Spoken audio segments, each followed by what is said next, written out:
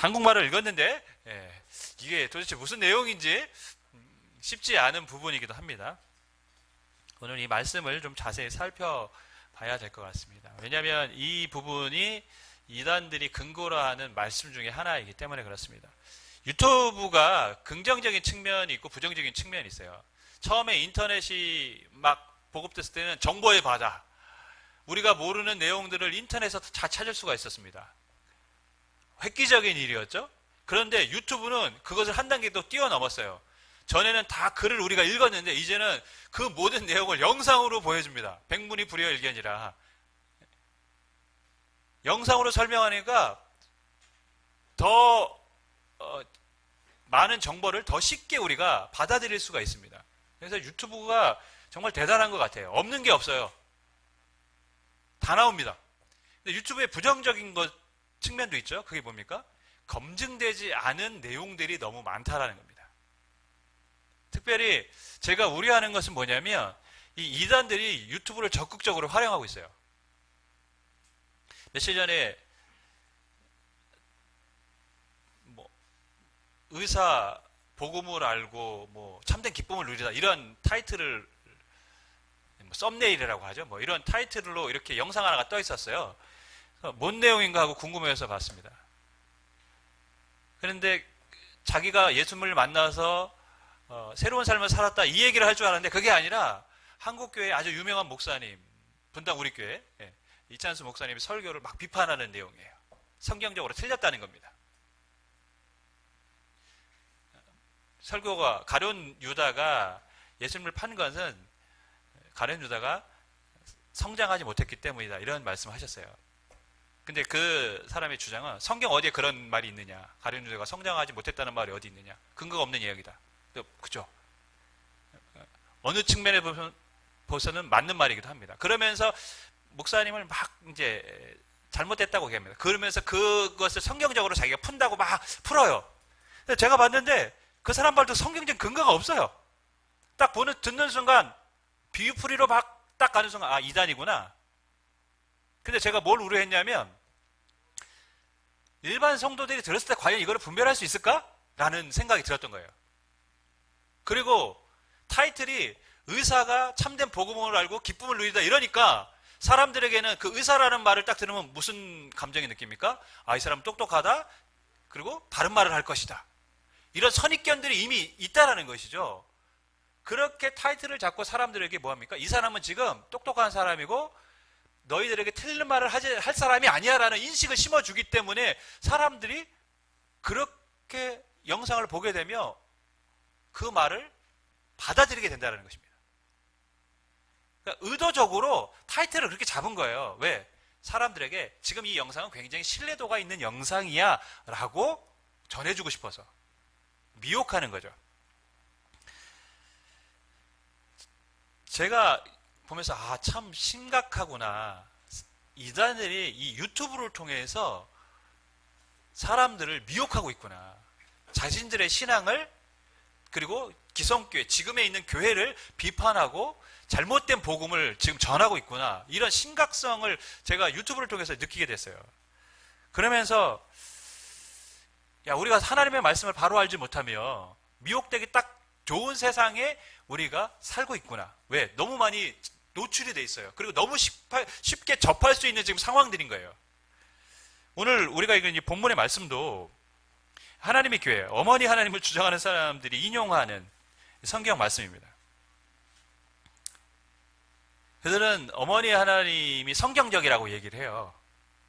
근데 성경 어디에도 어머니 하나님을 얘기한 적은 없어요. 딱 어머니, 하늘에 있는 내 어머니라 이 어머니가 나온 것을 근거로 어머니 하나님을 얘기합니다.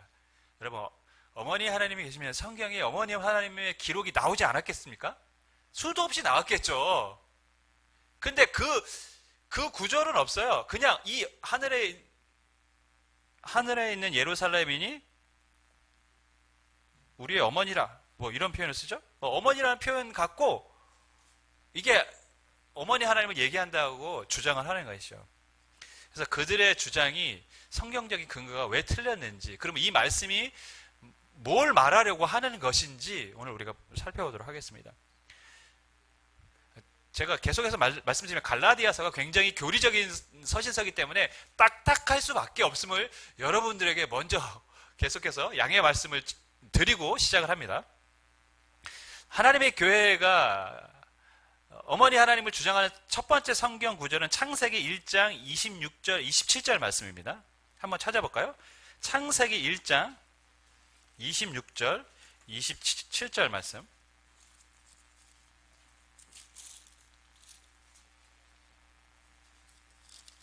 제가 주보에도 좀 써놓긴 했는데, 하나님이 이르시되 우리의 형상을 따라 우리의 모양대로 우리가 사람을 만들고 그들로 바다의 물고기와 하늘의 새와 가축과 온 땅과 땅에 기는 모든 것을 다스리게 하자 하시고, 하나님이 자기 형상 곧 하나님의 형상대로 사람을 창조하시되 남자와 여자를 창조하시고, 이렇게 기록하고 있습니다. 26절에 우리의 형상을 따라 이렇게 얘기했다고 기록하고 있습니다. 우리는 한 사람을 말합니까? 여러 사람을 말합니까? 최소한 한 사람 이상을 얘기하는 것이죠.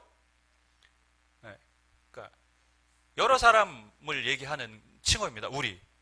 그런데 27장에 보면 하나님이 우리의 형상을 따라 남자와 여자를 창조했다라고 하는 것을 보니까 하나님의 형상이 남자 하나님, 여자 하나님이 있다라고 이제 성경적으로 주장을 하는 거예요. 그럴싸하죠. 왜? 우리라고 했으니까.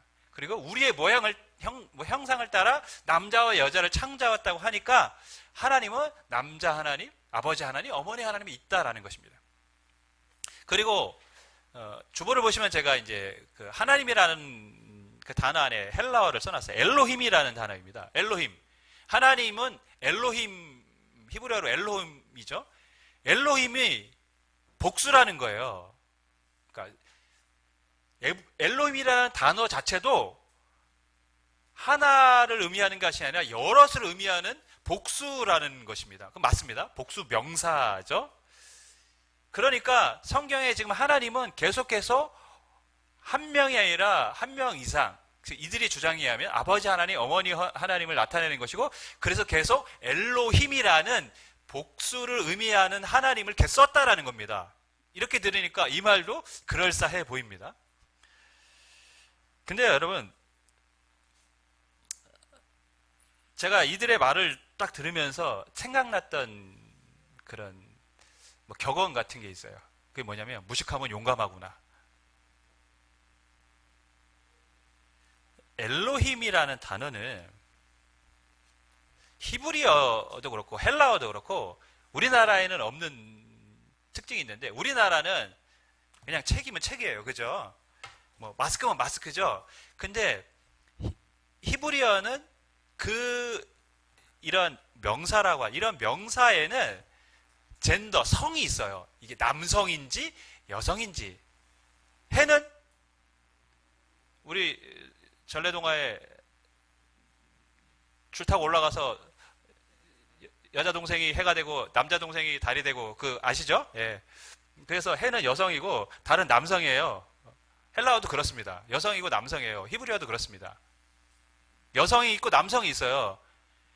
하나님이 아버지 하나님, 어머니 하나님이라고 했다면 하나님이라는 호칭을 계속 엘로힘만 썼는데, 하나님들이라고 썼는데, 그러면 그 하나님은 남성이어야 합니까? 여성이어야 합니까? 아버지 하나님, 어머니 하나님을 말하는 거라면 성경에는 하나님, 이 엘로힘은 남성 명사예요. 여성 하나님을 지칭한 적이 한 번도 없어요, 성경에는. 그래서 제가 보면서 정말 무식하면 용감하구나, 그런 생각이 들었어요. 그러니까 멋모르고 지금 하는 얘기죠. 엘로힘이라는 게 복수라는 것만 갖고 자신들의 지금 뭡니까? 어머니 하나님을 주장하는 거예요. 근데 엘로힘은 남성 명사예요. 그러면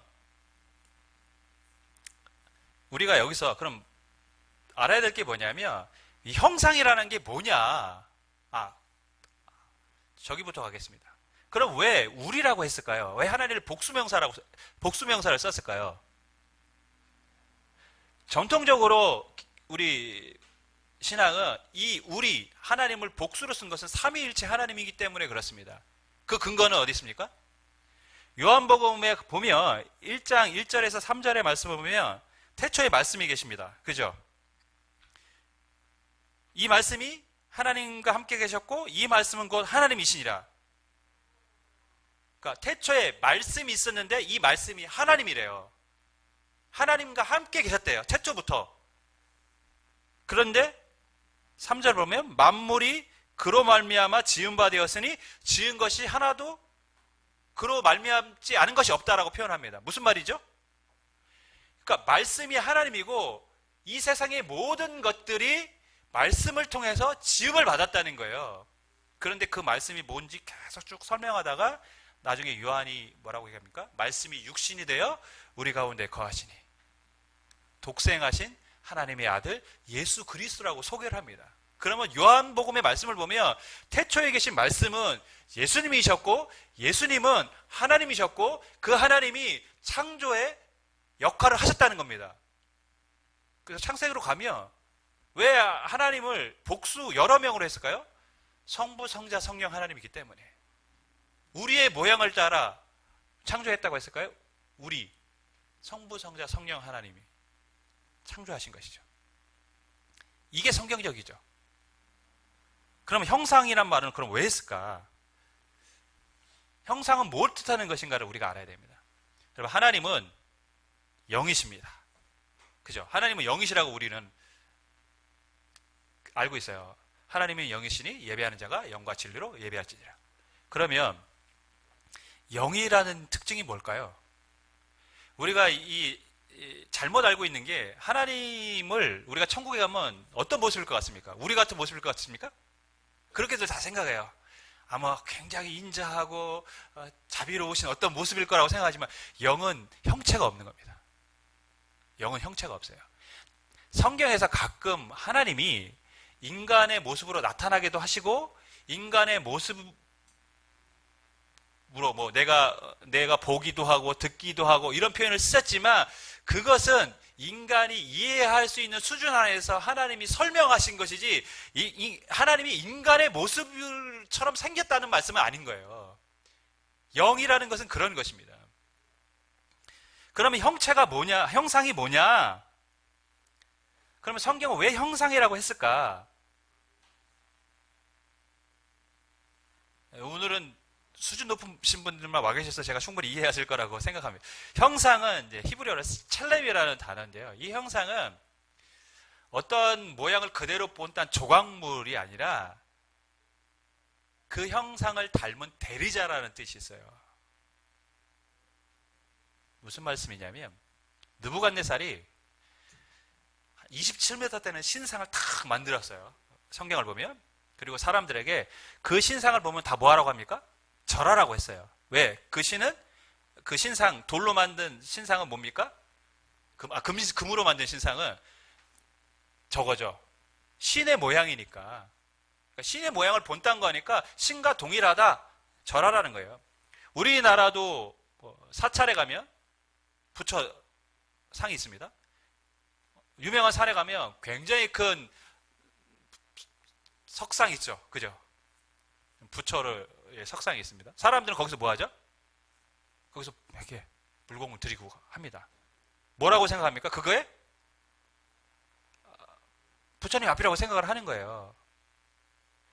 그런데 성경이 말하는 형상은 이런 이미지가 아닙니다. 어떤 모양을 그대로 본따 왔다라는 게 아니에요. 왜? 하나님은 영이시기 때문에 형상이 우리가 생각하는 그런 형체가 없어요. 예를 들면 왕이 신하들에게 얘기합니다. 내가 모든 권한을 세자에게 줄 것이다. 그러니까 내가 말하는 것과 세자가 말하는 것은 같다. 그러니까 세자가 말하는 것을 너희들이 듣고 내가 말하는 것처럼 생각하고 다 따르라. 이렇게 얘기를 했어요. 그럼 세자하고 왕을 뭘로 놓은 겁니까? 동일하게 하는 거예요. 왕은 세자를 자신의 대리자로 세운 겁니다. 이런 의미가 담겨져 있어요. 하나님이 지으신 이 세상을 분명히 창세기에 다스릴 수 있는 존재로 누구를 만드십니까? 사람을 만드셨어요. 하나님이 세상을 창조하신 다음에 이 모든 것을 다스리도록 사람을 만들자고 하셨어요. 그래서 그들에게 하나님의 형상을 주신 거예요. 하나님이 갖고 있는 하나님의 성품들, 정의, 의로움, 거룩, 이런 것들이죠. 창조의 능력, 사람에게 주셨어요. 그것을 통해서 뭘 하라고요? 이 땅을 대신 다스리라고요. 하나님은 하나님의 형상을 주셨다는 얘기는 하나님이 갖고 있는 외적인 모습이 아니라 성품들을 주신 것이고 그것을 통해서 다스리도록 인간을 세우셨다는 겁니다. 그게 형상의 바른 뜻이죠. 이들이 지금 창세기의 말씀을 굉장히 잘못 해석하고 있는 것입니다. 두 번째, 하나님의 교회가 근거로 삼는 성경 구절이 요한계시록 22장 17절 말씀이에요. 요한계시록 22장 17절, 성령과 신부가 말씀하시기를 오라 하시는도다. 듣는 자도 오라 할 것이요 목마른 자도 올 것이요 또 원하는 자는 값없이 생명수를 받으라 하시더라. 여기서 성령과 신부가 말씀하시기를 오라 하시는도다. 성령과 신부가 나오죠. 그리고 뭐 듣는 자도 목마른 자도 원하는 자도 와서 생명수를 마시라. 이들의 해석이 뭐냐면 성령과 신부, 성령은 성령 하나님이고 신부는 어머니 하나님이라는 거예요. 그 어머니 하나님이 사람들을 부르고 그 앞에 나오는 사람에게 생명수를 주신다는 거예요. 그러니까 어머니 하나님을 믿어야 영생을 얻는다고 이제 가르치죠. 여러분, 그러면서 여기서는 또 삼위일체 하나님을 얘기를 해요. 또 창세기에는 어머니 하나님, 아버지 하나님만 얘기하고 계시록에 와서는 성령 하나님이 나오니까 삼위일체 하나님 하면서 아버지, 어머니, 성령 하나님. 예수님 성자 하나님 어디 가셨나요? 요한복음에는 분명히 하나님이라 그러셨는데 분명히 복음서에 계속해서 그분이 하나님의 아들이라고 우리에게 또 도마는 나의 주시며 나의 하나님이시라고 표현을 했는데 도대체 예수님 어디 가신 거예요? 상식적으로 여러분, 모세에게 하나님이 자신을 뭐라고 소개했습니까? 모세가 내가 하나님을 만났다게 하면 그들이 믿겠냐? 하나님의 이름이 뭐냐고 물어보면 내가 뭐라고 대답하냐? 그때 하나님이 여호와 하나님 뭐라고 말씀해 주셨습니까? 나는 스스로 있는 자다. 여러분, 장길자가 스스로 있는 자입니까? 태초부터? 말도 안 되는 그 터무니없는 이야기를 믿고 있는 자체가 제가 보기엔 굉장히 그게 더 신기해요.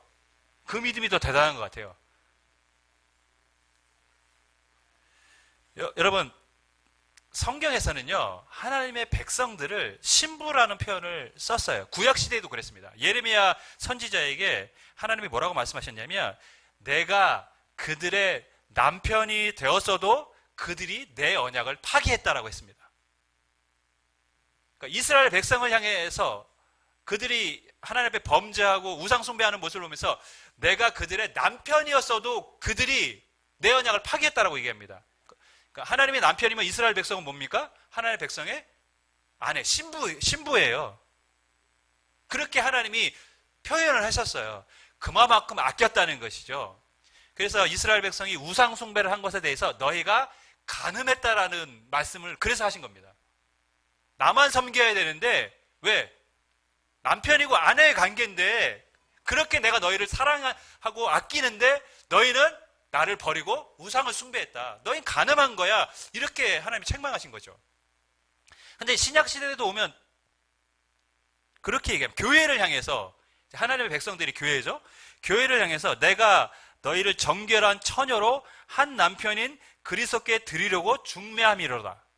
교회를 향해서 예수 그리스도를 남편이고 교회를 신부로 표현을 했어요. 같은 말씀입니다, 여러분.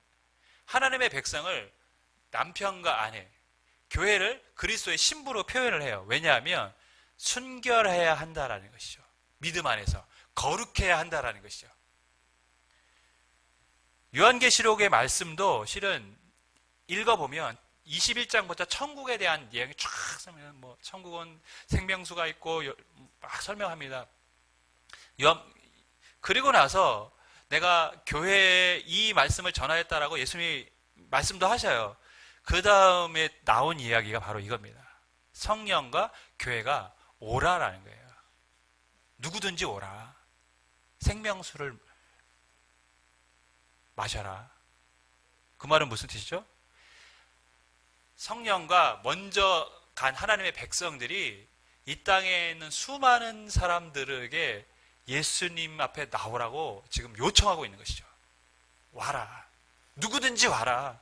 누구든지 예수님을 믿고 영생을 받아라. 그 말씀을 하고 있는 거죠. 근데 그런 앞뒤 전후 말씀 딱 자르고 그냥 신부 하나님 어머니. 근거가 없어요. 세 번째, 오늘 우리가 이제 본문이죠. 갈라디아서 4장 26절의 말씀을 보면 오직 위에 있는 예루살렘은 자유자니 곧 우리 어머니라. 이 부분은 조금 설명이 필요합니다. 22절을 보면 제가 말씀 보면서 가겠습니다. 기록된 바 아브라함에게는 두 아들이 있으니, 아브라함의 두 아들이 누굽니까? 이스마엘 있고 이삭이 있어요. 하나는 여종에게서, 그죠? 여종 하갈에게서 났습니다. 하나는 자유 있는 여자, 자유 있는 여자가 누구죠? 사라, 주인. 그러니까 하갈은 종이었어요. 사라는 주인이었어요. 거기서 났습니다. 근데 여종에게는 23절을 보면 육체를 따라 났다고 했어요. 왜 그렇죠? 하나님이 사라와 아브라함에게 약속을 했는데 그 약속을 믿지 못하고 어떻게 했습니까? 하갈을 통해서 난 거예요. 육체적 관계를 통해서 난 겁니다. 그래서 육체를 따라 났다고 표현을 한 겁니다.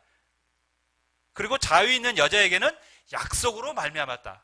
이삭은 하나님이 약속하신 자녀죠. 그래서 약속으로 낳은 겁니다. 근데 여기서부터가 중요해요. 24절. 이것은 뭡니까? 비유라는 거예요. 이제부터 비유를 하겠다는 거예요. 실제 그런 게 아니라 내가 이제부터 이 두 아들을 통해서 율법과 은혜를 비유하겠다는 거예요. 한번 보여주시겠습니까? 자, 보시면 하나는 본문을 다시 보면 이렇게 기록이 되어 있죠. 이 여자들은 두 언약이라고 얘기했습니다. 그죠? 하나, 하갈, 사라. 하갈은 종이죠? 사라는 자유자예요. 근데 우리가 아는 것처럼 갈라디아에서 지금 계속 우리를 종되게 하는 건 뭐죠? 율법이잖아요. 지금 계속해서 율법은 우리를 종되게 한다고 바울은 설명했어요. 그러니까 하갈은 뭘 상징합니까? 율법을 상징하는 거예요. 비유하는 거예요. 지금 비유로 지금 설명하는 겁니다, 여러분. 하갈은 율법을 상징해요. 근데 성경을 보면 시내산 언약이라고 하죠. 시내산 언약이 율법입니다. 왜? 율법을 어디서 받았습니까? 시내산에서 받았기 때문에. 율법을 시내산에서 받았어요. 그래서 하나는 시내산으로부터 종을 낳은 자니 곧 하갈입니다. 그러니까 하갈은 종이면서 그것을 율법을 상징하고 그렇기 때문에 시내산 언약을 상징하는 거예요. 근데 재미있는 표현이 뭐냐면 25절. 이 하갈은 아라비아에 있는 시내산으로부터 지금 있는 예루살렘과 같은 곳이니, 이게 뭔 말인지 헷갈립니다. 아라비아에 있는 시내산으로부터 지금 있는 예루살렘과 같은 곳이니, 시내산은 우리가 아는 시나이반도 저 밑쪽에 있고 거기서 한참 올라가야 예루살렘이 있어요. 굉장히 멉니다, 여러분. 근데 시내산과 지금 있는 예루살렘을 같은 곳처럼 지금 설명을 해요. 왜 그랬을까요? 지금 있는 예루살렘은 여전히 누가 살아가고 있습니까? 유대인들이, 유대 사회가 중심인 곳이에요. 거기서 거기가 하나님의 성전이 있고 거기서 그들이 율법대로 제사하고 절기 지키고 그렇게 살아가는 곳이 지금 있는 예루살렘입니다. 그러니까 시내산에서 받은 율법이 현재 어디서 행해지고 있습니까? 지금 있는 예루살렘에서 행해지고 있는 거예요. 그러니까 하갈은 뭡니까? 종이며 그것은 율법을 상징하고 시내산을 상징합니다. 그리고 그것은 지금에 살아가고 있는 예루살렘의 모습을 또한 나타내는 것이죠. 그래서 25절, 이 하갈은 아라비아에 있는 신의 사람으로서 지금 있는 예루살렘과 같은 곳이니 그가 그 자녀들과 더불어 종노릇하고, 거기서 그들이 율법 아래 종노릇하고 있다라는 겁니다. 그러고 난 다음에 갑자기 오직 위에 있는 예루살렘은 자유자니 곧 우리 어머니라 이렇게 했어요. 자, 위에 있는 예루살렘은 뭘까요?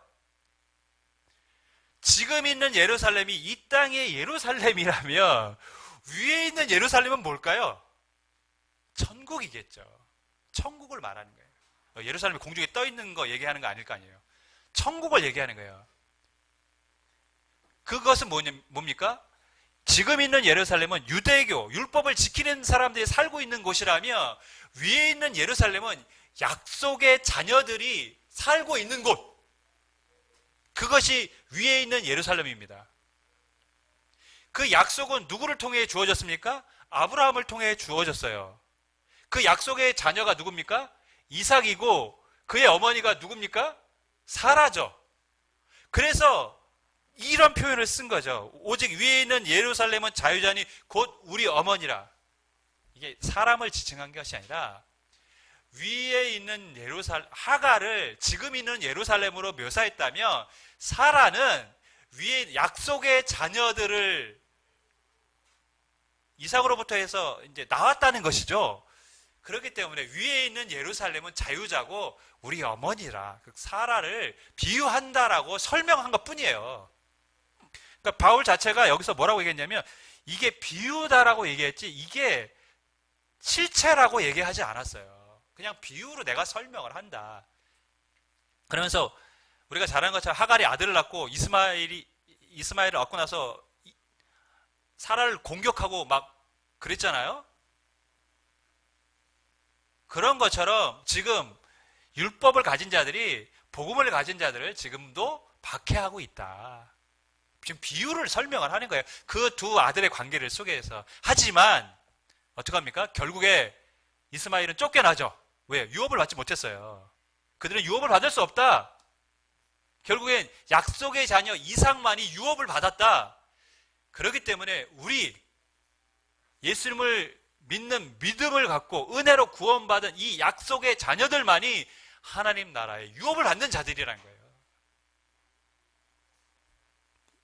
이해하셨죠? 근데 이 우리 어머니라는 단어 하나를 갖고 어머니 하나님을 주장을 해요. 정말 근거 없는 이야기죠.